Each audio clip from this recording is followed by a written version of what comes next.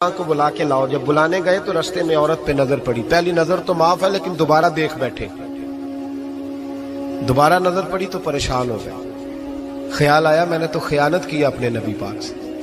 حضور نے تو منع کیا یہ کام کرنے سے. اب واپس حضور کے پاس نہیں آئے, جنگل میں چلے گئے. ابن قدامہ نے کتاب التوابین میں اس روایت کو لکھا ہے.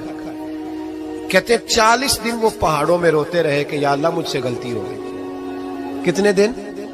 اب ہمارا شغل ہے, اس کو لوگ گناہ ہی نہیں سمجھتے. بدنگاہی تو کوئی گناہ ہی نہیں, اب تو یہ شغل ہے. اب تو ہمارے ہاں معاذ اللہ تعالیٰ سیانے بیانے بندے بیچ بیٹھے ہوتے ہیں جب یہ باتیں ہو رہی ہوتی ہیں. یہ شغل ہے ہمارا. اب تو ابا کے سامنے بچہ وال پیپر گندی تصویر کا لگایا ہوتا ہے پر وہ کہتا ہے با عمر ہے نا جی, عمر ہے نا جی. مجھے پتہ ہی نہیں ہے کتنا گند کر رہا ہے. یہ تباہ ہو جائے گا روحانی طور پر. اگر یہ گند دیکھنے میں الجھ گیا تو امام شافعی کا فتویٰ ہے جس کی نظر گندی ہوتی ہے اس کا حافظہ کمزور ہوتا ہے, وہ کوئی بڑا کام نہیں کر سکتا. وہ نفسیات کا مریض ہو جاتا ہے جو گندی نظر والا آدمی ہوتا ہے. ہمیں پتہ ہی نہیں کہ ہمارے مسائل اصل میں ہیں کیا. تو 40 دن جنگل میں روتے رہے. 40 دن محبوب سارا کچھ جانتے تھے پر خاموش رہے. حضرت جبریل امین حاضر ہوئے. عرض کی یا رسول اللہ آپ کا وہ غلام رو رہا ہے.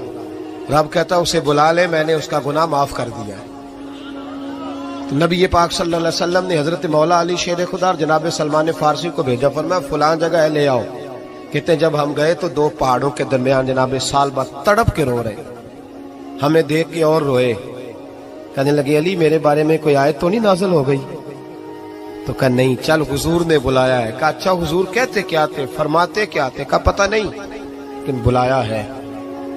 کہتے جب ہمارے ساتھ چلنے لگے مسجد نبوی قریب آئی تو کہنے لگے علی بہت بڑا گناہ کر بیٹھا ہوں, نظریں میلی ہو گئی, وضو نہیں آنکھوں کا, مجھے ڈائریکٹ نہ لے کے جاؤ حضور کے پاس.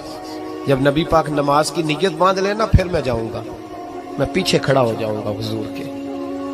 میری طبیعت میں حوصلہ نہیں. یہاں تو پتہ نہیں میں کس طرح عشق رسول کا دعویٰ کرتا ہوں ممبر پر بیٹھ کر, اور ہماری یہ میلاد آئے گا تو محفل میلاد میں اس طرح کے دعوے ہوں گے اسٹیج پر کہ علمان والحفیظ, پتہ نہیں کیا کیا لوگ کہہ دیں گے.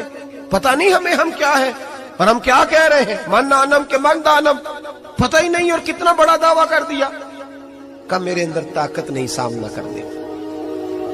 مولا علی فرماتے ہیں جب حضور نے مغرب کی نماز کی نیت باندھی تو انہوں نے بھی پیچھے نیت باندھ لی.